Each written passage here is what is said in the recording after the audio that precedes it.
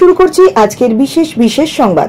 জলপাইগুড়ির কালবৈশাখীতে মহিলা সহ মৃত অন্তত 4, আহত শতাধিক। রাতেই যাচ্ছেন মমতা।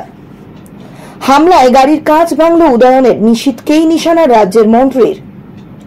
বর্ধমানে ভ্রান্তি বিলাস, ভুল মূর্তিতে মালা পরিয়ে বিস্ময় প্রকাশ দিলীপের।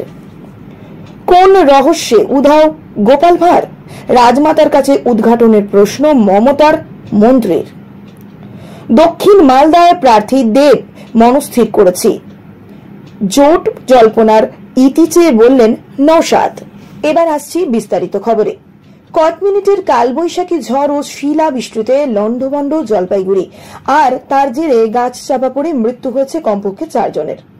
মৃতদের মধ্যে 3 জন পুরুষ এবং 1 জন মহিলা রয়েছেন। অন্যদিকে আহতের সংখ্যা বেড়ে শতাধিক হয়েছে। 65 জনকে আপাতত জলপাইগুড়ি মেডিকেল কলেজে ভর্তি করানো হয়েছে। জানা গিয়েছে, ঘটনার খবর পেয়ে জলপাইগুড়ির আসার সিদ্ধান্ত নিয়েছেন মুখ্যমন্ত্রী মমতা বন্দ্যোপাধ্যায়।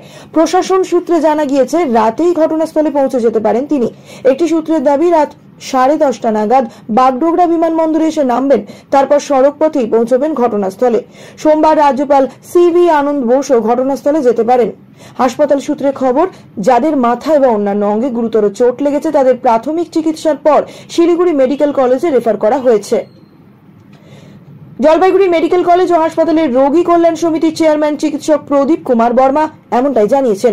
রবিবার দুপুরের পরে আচমকা শুরু হওয়া এই ঝড়ের ঝড়ে হাহাকার পড়ে যায় চারিদিকে। কিছুক্ষণের মধ্যে শুরু হয় শিলা বৃষ্টি। এই ঝড়ে বেশ কয়েক জায়গায় গাছ ভেঙে পড়ার খবরও পাওয়া গিয়েছে। পরবর্তী কোনো দুর্ঘটনা এড়াতে পুরো জেলায় বিদ্যুৎ সংযোগ বিচ্ছিন্ন করে দেওয়া হয়েছে। রবিবার দুপুর গড়াতেই হঠাৎই ঝড়ের তাণ্ডব জলপাইগুড়ি জেলা অধিকাংশ এলাকা জুড়ে হয় শিলাবৃষ্টিও।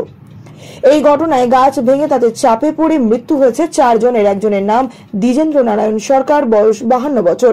তার বাড়ি জলপাইগুড়ি শহরের সেনপাড়ার কালীপাড়া রোডে। জলপাইগুড়ি জেলার স্কুলের পিছনে সুকান্ত নগরে তার উপর গাছ চাপা পড়ে। খবর পেয়ে ঘটনাস্থলে পৌঁছয় পুলিশ ও দমকল বাহিনী। গাছের ডাল কেটে তাকে উদ্ধার করে জলপাইগুড়ি সুপার স্পেশালিটি হাসপাতালে নিয়ে যাওয়া হয়। সেখানেই তাকে চিকিৎসক মৃত বলে ঘোষণা করেন। অন্যদিকে জলপাইগুড়ি গোশালা মোড় এলাকার বাসিন্দা অনিমা রায়, বয়স 49, কালবৈশাখীর ঝড়ে গাছ চাপা পড়ে মারা গিয়েছেন। মৃতদের মধ্যে বাকিরা হলেন যোগেন রায় 70 এবং সমর রায় 64। হাসপাতালে এদের সকলকেই মৃত অবস্থায় আনা হয়েছিল। অন্যদিকে এক শিশুর অবস্থা অত্যন্ত আশঙ্কাজনক। তাকে প্রাথমিক চিকিৎসার পর শিলিগুড়ি মেডিকেল কলেজে স্থানান্তরিত করা হয়েছে। উত্তরবঙ্গ উন্নয়ন মন্ত্রী উদয়ন গুহর গাড়িতে হলো হামলা। রবিবার ঘটনাটি ঘটেছে কোচবিহারের ঘুঘুমারি এলাকায়। ঘুঘুমারি এলাকায় এই দিন বিজেপির একটি মিছিল ছিল। উত্তরবঙ্গ উন্নয়ন মন্ত্রী উদয়ন গুহ রবিবার সন্ধ্যায় এই মিছিলের পাশ দিয়ে দিনহাটা থেকে কোচবিহার ফিরছিলেন। সেই সময় ঘুঘুমারি চৌপতি এলাকায় তার গাড়ির ওপর হামলা চালানো হয়। ওই হামলায় গাড়ির কাঁচ ভেঙে যায় মন্ত্রীর। এমন ঘটনায় দায় তিনি চাপিয়েছেন কেন্দ্রীয় মন্ত্রী নিশীথ প্রামাণিকের ওপর, যদিও এই হামলার অভিযোগ অস্বীকার করেছে গেরুয়া শিবির। রাজ্যের মন্ত্রী উদয়ন গুহর দাবি, দিনহাটা থেকে এই দিন সন্ধ্যায় তিনি কোচবিহারে ফিরছিলেন। সেই সময় নিশীথ প্রামাণিকের নির্দেশেই তার গাড়িতে হামলা চালায় বিজেপি কর্মী ও সমর্থকেরা। এই দিন দিনহাটায় তৃণমূলের মিছিল দেখে চাপে পড়ে গিয়েছে বিজেপি। সেই হতাশা থেকেই তার গাড়িতে হামলা করেন বলে জানান উদয়ন। উল্লেখ্য, কোচবিহারের দিনহাটা এলাকায় বারবার উদয়ন বনাম নিশীথ গোষ্ঠীর অশান্তি হয়ে রয়েছে। কিছুদিন আগে উদয়নের জন্মদিনে নিশীথের কনভয়ে হামলার অভিযোগ উঠেছিল তৃণমূলের দিকে। অশান্তি ঠেকাতে গিয়ে আহত হন এক সরকারি আধিকারিকও। খবর পেয়ে পরের দিন রাজ্যপাল সিভি আনন্দ বোস দিনহাটায়ও গিয়েছিলেন। এই ঘটনায় বন্ধেরও ডাক দিয়েছিলেন উদয়ন গুহ। পরে অবশ্য তিনি তা তুলে দিয়েছিলেন। লোকসভা নির্বাচনের ঘোষণার পরই চলতে ফিরতে বিতর্কে জড়াচ্ছেন দিলীপ বাবু।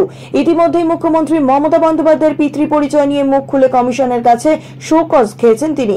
তারপরই কমিশনকে মেসোমশাই বলে কটাক্ষ করেছেন। এবার গোলমাল বাঁধালেন ইতিহাস নিয়ে। বর্ধমানের মহারাজা মনে করেন ভুল মূর্তিতে মালা পরিয়ে তাকে মহারাজ উদয়চাঁদ অমর রহে ধ্বনি তুলে বিতর্কে জড়ালেন দিলীপ ঘোষ।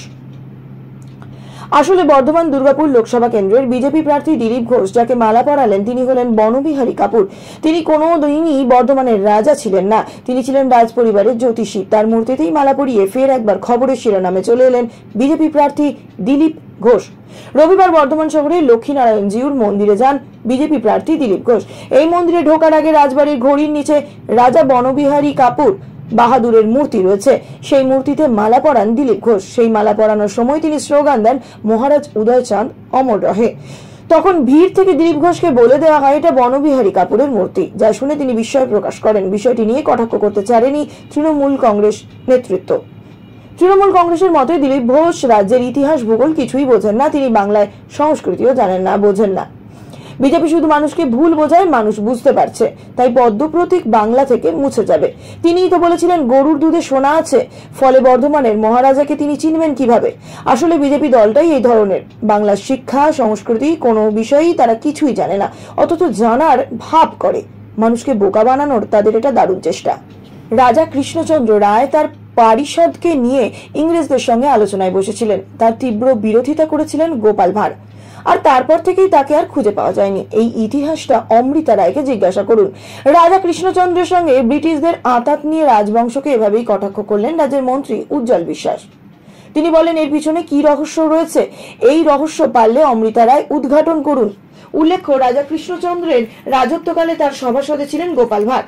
গোপালের বুদ্ধিমত্তার কাহিনী কারোর অজানা নয়। এবার সেই গোপালকে নিয়ে বিতর্কিত মন্তব্য করে বসলেন উজ্জ্বল। একদিকে কৃষ্ণনগর লোকসভা কেন্দ্রে তৃণমূল পুনরায় প্রার্থী করেছে প্রাক্তন সাংসদ মহুয়া মৈত্রকে, অন্যদিকে দীর্ঘ জল্পনার পর রাজা কৃষ্ণচন্দ্র রায়ের বংশের বধূ অমৃতা রায়কে বিজেপি প্রার্থী হিসেবে ঘোষণা করা হয়েছে। এবার সেই রাজ পরিবারকে নিয়ে কটাক্ষ করলেন রাজ্যের বিজ্ঞান প্রযুক্তি দপ্তরের মন্ত্রী উজ্জ্বল বিশ্বাস। তিনি বলেন, যিনি ভারতবর্ষে ব্রিটিশদের সাহায্য করেছিলেন, এখন তার নাম নিয়ে প্রচার হচ্ছে। এটা বড় দুর্ভাগ্যের বিষয়। আগে রাজা প্রজাদের উপর অত্যাচার করত, সেই সব দিন এখন পার হয়ে গিয়েছে। মানুষ এখন রাজার শাসন চাইছে না। দেশে গণতন্ত্র এসেছে, সেখানে দাঁড়িয়ে তার ইতিহাস নিয়ে প্রচার করা বড় সর্বনাশের কথা। পাশাপাশি মন্ত্রী আরো বলেন, রাজা কৃষ্ণচন্দ্র তার সভা পরিষদের সদস্যদের নিয়ে ব্রিটিশদের সঙ্গে আলোচনায় বসেন, আর ঠিক সেই আলোচনাতেই ঠিক হয় ব্রিটিশদের হয়ে লড়তে হবে। তাদের বিরুদ্ধে কিছু বলা যাবে না, সেখানে প্রতিবাদ করেছিলেন গোপাল ভাঁড়, আর সেই প্রতিবাদ করার পরই তাকে আর কোনোদিন খুঁজে পাওয়া যায়নি। বর্তমানে যিনি কৃষ্ণনগরের বিজেপি প্রার্থী, সেই অমৃতা রায়কে জিজ্ঞাসা করুন। সংখ্যালঘু অধ্যুষিত জেলায় পা রেখে জোট ভবিষ্যতের কার্যত শেষ বার্তা দিয়ে গেলেন নওশাদ সিদ্দিকী। ধৈর্যের একটা সীমা থাকা উচিত বলে মন্তব্য আইএসএফ নেতার। তার বার্তা নিশ্চিতভাবেই নতুন মাথা ব্যথার কারণ বাম কংগ্রেস শিবিরের। যদিও এই নিয়ে এখনো পর্যন্ত জেলা বামফ্রন্ট কিংবা কংগ্রেসের কোনো প্রতিক্রিয়া মেলেনি, তবে আইএসএফ মালদায় প্রার্থী দিলে তা মাথা ব্যথার কারণ হতে পারে বলে জানান তৃণমূল ও কংগ্রেসের। রবিবার কালিয়াচকের নজরুল ভবনে অল ইন্ডিয়া সেকুলার ফ্রন্টের একটি সাংগঠনিক সভার আয়োজন করা হয়েছিল। সেই সভাতেই প্রধান বক্তা ছিলেন নওশাদ সিদ্দিকী। জেলায় এখনো পর্যন্ত নির্বাচনী ময়দানে না নামলেও এদিনের সাংগঠনিক সভায় উপস্থিত সংখ্যা বেশ ভালোই ছিল। সিদ্দিকী ছাড়াও মঞ্চে ছিলেন একাধিক দলীয় নেতা। সবার শেষে ভাইজান বলেন, দক্ষিণ মালদার বিভিন্ন স্তরের কর্মীদের নিয়ে একটি কর্মী সভা করা হলো। আমরা এবারের ভোটে দক্ষিণ মালদার প্রার্থী দেব বলে মনস্থির করেছি, তবে এখনো জোটের আলোচনা চলছে। জোট ফলপ্রসূ হলে আমাদের কর্মীরা জোট প্রার্থীর সমর্থনে লড়াই করে এখানে বিজেপি তৃণমূলকে পরাস্ত করতে প্রস্তুতি নেবে। অন্যথায় আমাদের কর্মী সমর্থকরা আমাদের প্রার্থীকে পার্লামেন্টে পাঠাতে ভূমিকা নেবে। আমরা চাই এমন একজন পার্লামেন্টে যাক যে গঙ্গা ভাঙন থেকে শুরু করে শিক্ষা, স্বাস্থ্য, কর্মসংস্থানের কথা সংসদে তুলে ধরবে। তিনি আরো বলেন, প্রকৃত অর্থেই সে জনগণের জনপ্রতিনিধি হবে। আজ আমরা তারই প্রস্তুতি নিলাম। এখন জোটের আলোচনা চলছে। আমরা আর 2-1 দিন অপেক্ষা করব, কারণ অপেক্ষার একটা সীমা থাকে। বিজেপি তৃণমূল কংগ্রেস ইতিমধ্যেই প্রচার শুরু করে দিয়েছে। আমরা ক্রমশ পিছিয়ে যাচ্ছি। আর 2-1 দিন অপেক্ষা করব। জোট হলে ভালো, নইলে আমরা নিজেদের প্রার্থী নিজেরাই ঘোষণা করে দেব। নওশাদ আরো বলেন, আমরা ইতিমধ্যেই রাজ